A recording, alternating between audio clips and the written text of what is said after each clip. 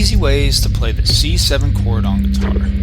My name is Frank, and welcome to Guitar Exclusive. So what is a C7 chord? Think of a C7 chord, or it's also known as the C dominant 7th chord, as a more pronounced version of the simpler counterpart, which is the regular plain old C chord. The only difference between these two chords is their notes, but aside from those differences in tone, looking at them, they might look very similar at a first glance. So, what is the difference between the C chord and the C7 chord?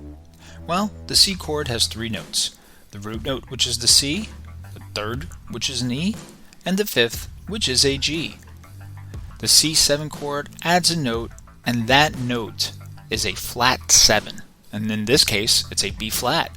So you have the root note, which is a C, the third, which is an E, the fifth, which is a G, and a B flat. It's a 7th flat note, hence C7.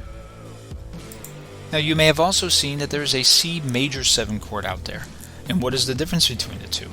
Well, as we discussed, the C7 is built on the root 3rd and 5th of the minor 7th interval. And the C major 7 uses a root 3rd, 5th, and major 7th interval. Both built on the C major scale, but they have different effects due to these different intervals. The C7 chord gives us that feeling of tension that wants to resolve, while the C major 7 has a more open and relaxed sound.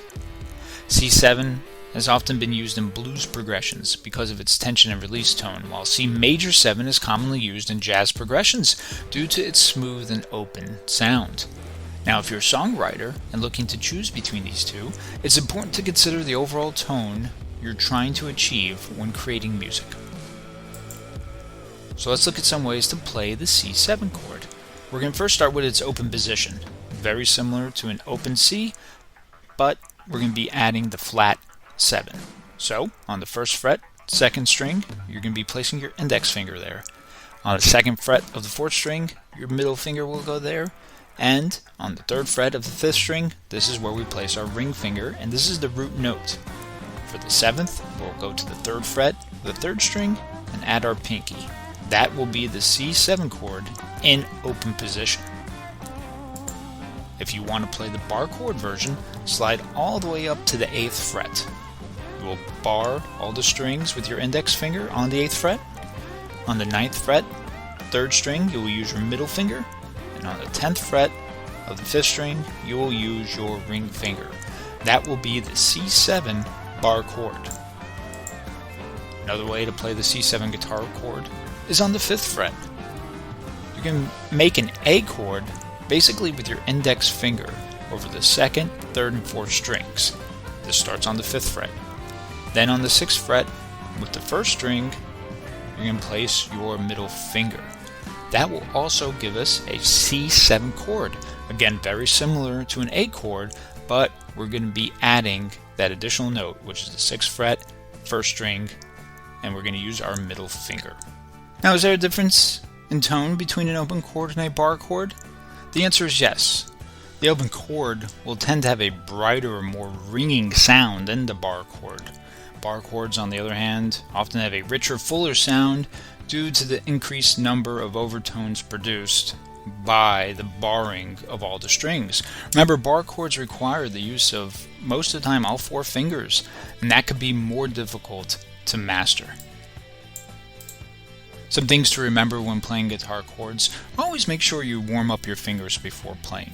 A good stretch definitely goes a long way. Don't play too hard, as it will hurt your fingers, and your fingers will actually get fatigued. And listen to the sounds of the chord and make sure that each note is ringing clearly. To conclude, the C7 guitar chord is a great sounding chord that can be used in a variety of musical genres. With a little practice, you'll be able to add this essential guitar chord to your guitar playing arsenal. Now that you know some easy ways to play the C7 guitar chord, you can put that into practice. Experiment with some different fingerings and find the one that's most comfortable for you. With time and practice, you'll be playing the guitar like a pro.